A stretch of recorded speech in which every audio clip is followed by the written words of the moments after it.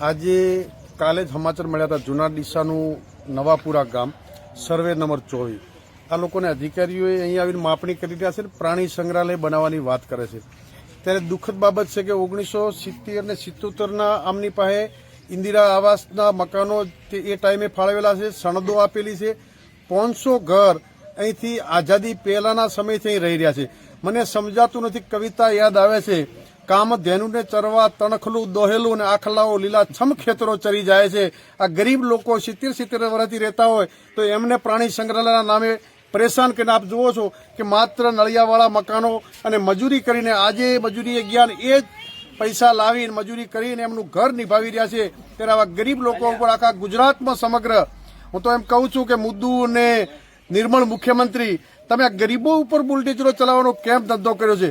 અને આ ડીસાથી નજીક જૂના ડીસાથી નજીક આવેલું જૂના ડીસાનો વિસ્તાર છે, તમે પ્રાણી સંગ્રહાલયની વાત કરતા હો તો અહીંના સ્થાનિક ધારાસભ્ય અહીંના તમામ વિસ્તારના બનાસકાંઠાના આગેવાનોને વિનંતી કરું છું કે પ્રાણી સંગ્રહાલય ક્યાં બનાવવું હોય એ અધિકારીઓને પણ કહું છું કે તમે પણ થોડું દિમાગ ચલાવો, માત્ર પુસ્તકીય જ્ઞાન ન રાખો।